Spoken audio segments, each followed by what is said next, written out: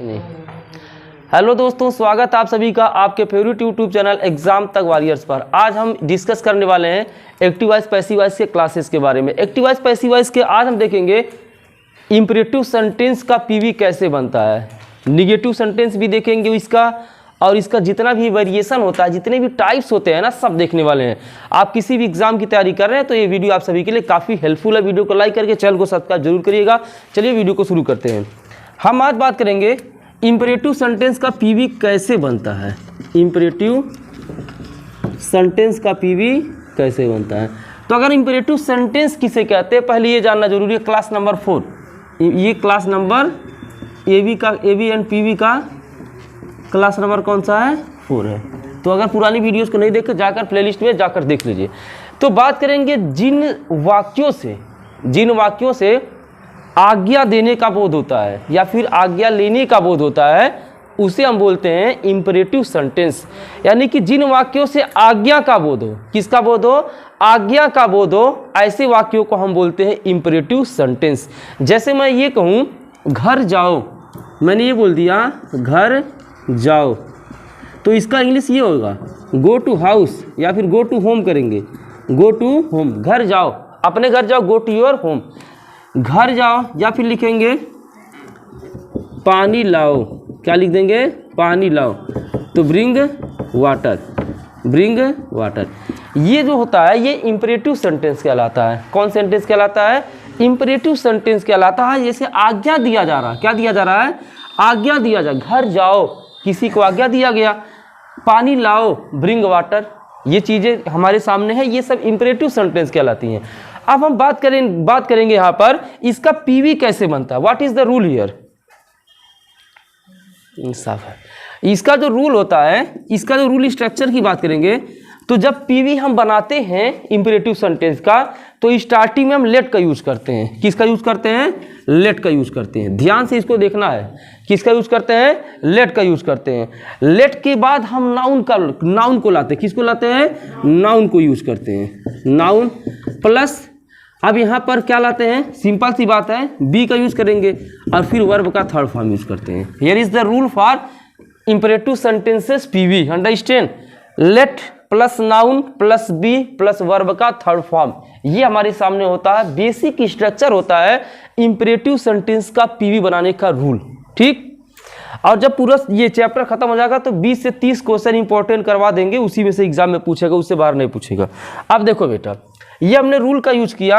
अगर imperative sentence है तो ये रूल लेट लगाएंगे, सबसे पहले नाउन लगाएंगे, फिर बी का यूज करेंगे और उसके बाद वर्ब का थर्ड फॉर्म यूज करेंगे। अब यहाँ पे सबसे बात ये जरूरी है कि सर यहाँ पर ऑब्जेक्ट सब्जेक्ट का गेम क्या हुआ? इसमें ऑब्जेक्ट सब्जेक्ट का गेम नहीं होता है। पहली बात बता दिए।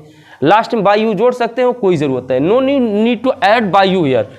Late plus noun plus be plus verb की third form, here is the rule for imperative sentences PV. अब देखेंगे कि सर यहाँ पे क्या इसका एग्जाम्पल हो सकता है। जैसे मैंने लिख दिया गो देयर। और इंपरेटिव सेंटेंस को पहचानने का सबसे सिंपल सा तरीका यही है कि स्टार्टिंग में वर्ब दिया रहता है। स्टार्टिंग में क्या दिया रहता है? वर्ब दिया रहता है। In imperative sentences verb is given in starting of the sentence, यानी कि सेंटेंस के स्टार्टिंग में वर्ब दिया रहेगा। गो दिया रहेगा, कम दिया रहेगा, ब्रिंग दिया रहेगा, स्लीप दिया रहेगा, कम दिया रहेगा, रन दिया रहेगा, कैच दिया रहेगा। ये सब वर्ब कहलाते हैं, जिनके वाक्यों जिनसे ना का बोध होता है। जैसे गो मतलब होता है जाना, क्या होता है? जाना। ना अंतिम में आया तो तुरंत हम पहचान जाएंगे कि ये इंपरेटिव सेंटेंस है, कोई दिक्कत नहीं है ना। गो देयर, इसका पीवी अगर हम बनाएंगे, देखो हिंदी से इंग्लिश अभी हम नहीं सीख रहे हैं, अभी हम सीख रहे हैं इंग्लिश टू इंग्लिश सीख रहे हैं, बाकी ट्रांसलेशन वो सब चीज़ बताएंगे। तो पहले हम पहचानेंगे कि इंपरेटिव सेंटेंस है या नहीं है। तो ये इंपरेटिव सेंटेंस है तो लेट से स्टार्टिंग करेंगे। किससे स्टार्टिंग करेंगे? लेट से। किसके स्टार्टिंग करेंगे? लेट से। अब यहाँ पे नाउन को यूज करना है। किसको यूज करना है? नाउन को। तो ये जो देयर है ना, यही यहाँ पर नाउन का वर्क कर रहा है। ठीक। जो देयर है किसका काम कर रहा है? नाउन का। Let there. फिर बी का यूज करेंगे, बी, और वर्ब की थर्ड फॉर्म, वर्ब हमारे सामने गो है, गो का थर्ड फॉर्म गॉन होता है, GONE। गो का थर्ड फॉर्म क्या होता है? गॉन होता है। अब अगर हम दूसरे एग्जाम्पल की बात करेंगे, bring a glass of water. Bring a glass of water. Bring a glass of water का मतलब होता है एक गिलास पानी लाओ। ब्रिंग ए गिलास का मतलब क्या होता है? एक गिलास पानी लाओ। अब देखो बेटा, ब्रिंग का मतलब होता है लाना। क्या होता है? लाना। लाना, ब्रिंग का मतलब क्या हो गया? लाना। अंतिम में ना आ रहा है तो ऐसे पहचानेंगे कि इंपरेटिव सेंटेंस है। यार पहचानने भी तो आना चाहिए कि इंपरेटिव सेंटेंस है कि नहीं है। तो bring a glass of water हो गया। अब इसका पीवी बनाएंगे तो किससे स्टार्टिंग करेंगे? लेट से स्टार्टिंग करेंगे। किससे स्टार्टिंग करेंगे? लेट से। लेट। अब उसके बाद एक ग्लास ऑफ वाटर पूरा लेकर आएंगे। ठीक, ये हमारा पूरा किसका काम करेगा? एज ए नाउन का काम करेगा। अगर आप इस चीज़ को नहीं समझ पाते हैं नाउन को लाना है कि क्या लाना, तो इसके बाद जो बचा वही आप लिख लो। ठीक है ना? Let a glass of water, a glass of water, और उसके बाद क्या यूज करेंगे? बी यूज करेंगे। और फिर ब्रिंग का थर्ड फॉर्म क्या होता है? ब्राट। क्या होता है? ब्राट। ब्रिंग का थर्ड फॉर्म क्या होता है? Brought. Let a glass of water be brought. अब हमने तीसरा एग्जांपल लिया, दिख रहा है ना, लास्ट है ये। तीसरा एग्जांपल अगर हमने ले लिया, ओपन द डोर। क्या ले लिया? Open the door. Open the door. Open the door का मतलब होता है दरवाजा खोलो। ओपन द डोर का मतलब क्या होता है? दरवाजा खोलो। तो जब इसका हम पीवी बनाएंगे ना, क्या बनाएंगे? पीवी। तो जब पीवी बनाएंगे तो लेट से स्टार्टिंग करेंगे। किससे स्टार्टिंग करेंगे? लेट से। चलो सर सही है, लेट यूज कर दिया। अब let the door. Let the door. Door मतलब होता है दरवाजा। बेटा डोर एक नाउन है। अगर नाउन को पढ़ना है तो प्लेलिस्ट पे वीडियो 7-8 पार्ट उसको देख सकते हैं, पूरे नाउन को क्लियर किए हैं। तो let the door, let the door. उसके बाद क्या आएगा? बी आएगा। और ओपन का थर्ड फॉर्म क्या हो जाता है? ओपन हो जाता है। क्या हो जाता है? ओपन। उम्मीद करता हूँ यहाँ तक चीज़ें क्लियर हो गई, इसको नोट कर लो।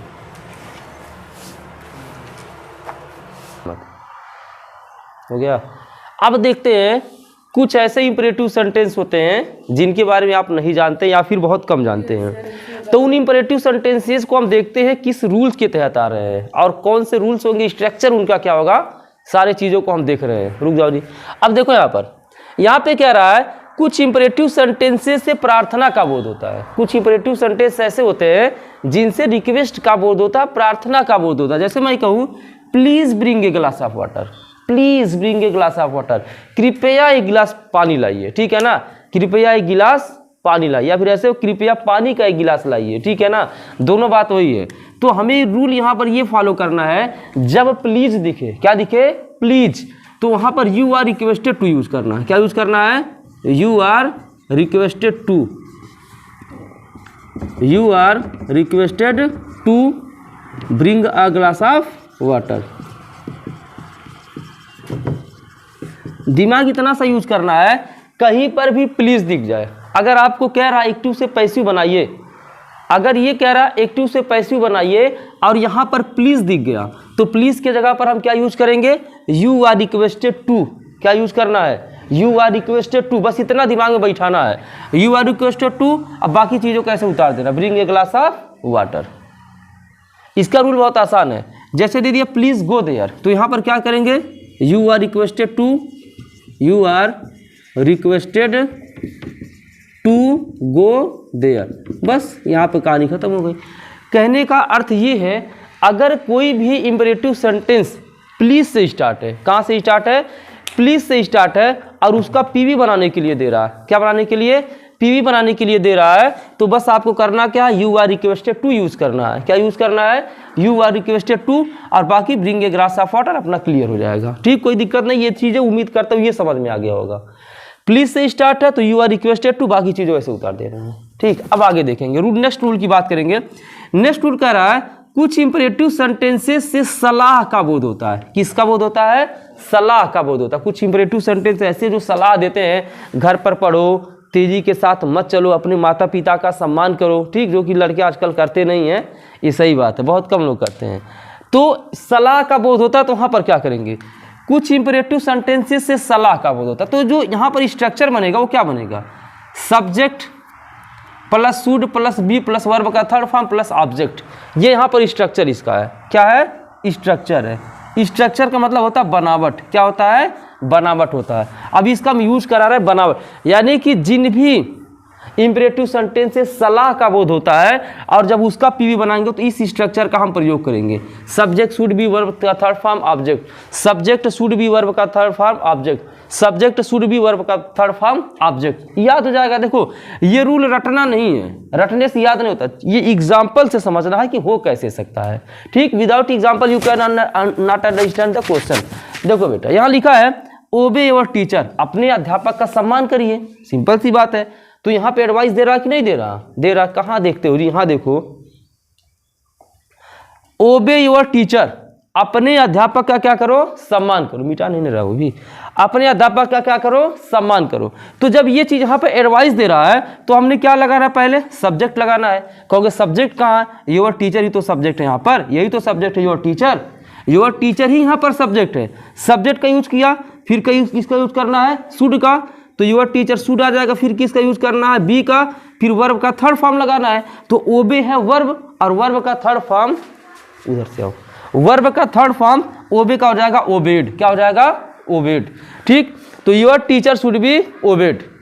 उम्मीद करता हूँ ये चीज समझ में आ गई होगी। कहने का मतलब है, अब ये स्ट्रक्चर मान लो आप भूल गया, चलो सर कोई दिक्कत नहीं, पहले क्या करना है? योर टीचर पहले लाना है। चलो योर टीचर पहले आ गए, शुड बी यूज करना, शुड बी लगा दिए, इसका थर्ड फॉर्म यूज करना, थर्ड फॉर्म लगा दिए। स्ट्रक्चर से याद नहीं होता है। इधर वाला सर नहीं दिख रहा है। ठीक है ना? अब देखो, तो your teacher should be obeyed. उम्मीद करते हो यहाँ पे एक चीज। अब यहाँ पर एक एग्जांपल मैं दे रहा हूँ, यहाँ पे करके होमवर्क है। ओबे योर पेरेंट्स मान लो हमने दे दिया, ओबे योर पेरेंट्स, अपने माता पिता का क्या करो? आज्ञा का पालन करो। तो यहाँ पे क्या रहेगा? Your parents should be obeyed, your parents should be obeyed. ठीक, उम्मीद करता हूँ ये क्लियर हो गया होगा। ठीक है ना? नेक्स्ट की तरफ आते हैं, नेक्स्ट रूल की तरफ। कभी कभी इंपरेटिव सेंटेंस लेट से शुरू होते हैं, सही बात है। कुछ इंपरेटिव सेंटेंस ऐसे होते हैं जिनकी स्टार्टिंग लेट से होती है। कहाँ से होती है? लेट से। तो जो स्ट्रक्चर बनता है, देखो जो सेंटेंस इंपरेटिव सेंटेंस लेट से स्टार्ट होता है उसका स्ट्रक्चर ये बनेगा। ठीक, late plus object plus verb plus object. ये लेट से जो सेंटेंस, देखो स्ट्रक्चर समझ में नहीं आता है, मैं इसलिए लिख दिया हूं ताकि दिक्कत ना रहे। ठीक, अब देखो जैसे हमने एक एग्जाम्पल लिया है, इसका पैसिव का स्ट्रक्चर ये रहेगा। अगर लेट में, अगर एक्टिव वॉइस में लेट है तो पैसिव वॉइस में भी लेट ही रहेगा। ठीक, स्ट्रक्चर देखो यहाँ पे, बगैर स्ट्रक्चर के समझ में नहीं आएगा, बगैर क्वेश्चन के। देखो एक्टिव वॉइस का हमने लिया है, let me teach the students, let me teach the students, ये इसका स्ट्रक्चर है। ठीक, और ये वाला जो पीवी हमने बनाया है वो इसका स्ट्रक्चर है। ठीक, अब देखो देखो लेट है, लेट है, ऑब्जेक्ट है, ऑब्जेक्ट है, मी क्योंकि ऑब्जेक्ट होता है, वर्ब है, वर्ब टीच मतलब होता है पढ़ाना, पढ़ाना वर्ब है, ऑब्जेक्ट है, द स्टूडेंट ऑब्जेक्ट हो गया। सही है ना? अब इसका स्ट्रक्चर देखो, अगर लेट से शुरू है एक्टिव वॉइस तो लेट से शुरू होगा पैसिव वॉइस। ठीक, अगर लेट से एक्टिव वॉइस शुरू है तो पैसिव वॉइस भी, पीवी भी लेट से ही शुरू होगा। लेट लगा दिया हमने, ऑब्जेक्ट लाना हमको, सिंपल सी बात है। अब देखो बेटा बात समझना, पीवी का जो स्ट्रक्चर बन रहा है लेट प्लस सब्जेक्ट चाहिए, हमने ऑब्जेक्ट बोला गलती हो गई, सब्जेक्ट चाहिए। अब देखोगे इसमें ढूंढो सब्जेक्ट कहाँ है, let me teach the student है कि नहीं? द स्टूडेंट है ना? तो लेट द स्टूडेंट्स, फिर क्या यूज करेंगे? बी, ये स्ट्रक्चर है। वर्ब का थर्ड फॉर्म, टीच का थर्ड फॉर्म क्या होता है? टाट, बाई। अब देखो, अब यहाँ पर क्या चाहिए? बाई ऑब्जेक्ट ही चाहिए, यहाँ तो ऑब्जेक्ट ही चाहिए ना, ऑब्जेक्ट ही तो चाहिए। तो मी का ऑब्जेक्ट तो मी ही होता है ना। अब ये मत कहना मी को वाई बदल देंगे, बेटा सब्जेक्ट लास्ट में यूज नहीं करते हैं, यही बार बार मैं बता रहा हूँ। अब फिर दूसरा, 3 एग्जाम्पल रखे, कोई दिक्कत नहीं है। लेट देम डू दिस सम, इसका हिंदी क्या होता है? अभी सोच रहे हो सर हिंदी का, वो बता दे रहे हैं। लेट मी टीच, मुझे स्टूडेंट को पढ़ाने दो, ये इसका हिंदी होता है। Let me teach the students, मुझे विद्यार्थियों को पढ़ाने दो। अगला देखेंगे, लेट देम डू दिस सम, उन्हें इस जोड़ को करने दो। सम मतलब होता है जोड़, उन्हें इस जोड़ को करने दो। देखो हमें हिंदी से मतलब नहीं है, यहाँ पर हमारी इंग्लिश टू इंग्लिश चल रहा है। अगर सेंटेंस एक्टिव वॉइस का लेट से स्टार्ट है तो पीवी भी एक्टिव वॉइस से स्टार्ट रहेगा, कोई दिक्कत नहीं है। अब यहाँ क्या चाहिए? ये देखो हमारा पीवी का सिंपल रूल क्या कहता है? ऑब्जेक्ट वाला सब्जेक्ट के स्थान पर आता है तो लेट दिस सम आएगा कि नहीं आएगा? लेट दिस सम, फिर क्या आएगा? बी आएगा। और यहाँ पे वर्ब का क्या चाहिए? Third form. डू का थर्ड फॉर्म डन होता है, बाई। अब देम का देम रहेगा। अब ये मत करना सर देम को हम दे बदल दे, क्या बोलो बताइए। अब यहाँ पर देखेंगे let this sum be done by them. कहने का मतलब ये है, फिर अगर एक्टिव वॉइस लेट से स्टार्ट है तो पीवी भी लेट से स्टार्ट रहेगा, अंत वाले को पहले लेकर आएंगे। ठीक, लेट दिस सम। अब यहाँ पर बी यूज करेंगे, डू का थर्ड फॉर्म होता है डन, बाई और देम का देम। देम को देम मत करना, बार बार मैं कह रहा हूँ। एग्जाम्पल तीसरा, let us settle the matter, यानी कि जो मैटर है ना उसको सेटल होने दो, मैटर को सेटल करो। Let us settle the matter, ये हमारे सामने, अगर इसका पीवी बनाएंगे, क्या बनाएंगे, इसका पीवी बनाएंगे। अगर ये लेट से स्टार्ट है तो ये भी लेट से ही स्टार्टिंग होगी। लेट, अब देखो द मैटर है ना, यही तो सब्जेक्ट के स्थान पर आएगा, यही ऑब्जेक्ट है, यही सब्जेक्ट के स्थान पर आएगा। तो let the matter, let the matter, let the matter. अब यहाँ पर क्या लाना है, बी का यूज करना है। हमने बताया बी यू आई, बी आएगा बी। और सेटल, सेटल एक जो है वर्ब है, सेटल का थर्ड फॉर्म सेटल्ड हो जाएगा। क्या हो जाएगा, सेटल्ड। क्या हो जाएगा, सेटल्ड बाई। अब ये अस है ना, अस का वी नहीं करेंगे, अस का सही रहेगा, अस का क्या रहेगा, असही रहेगा।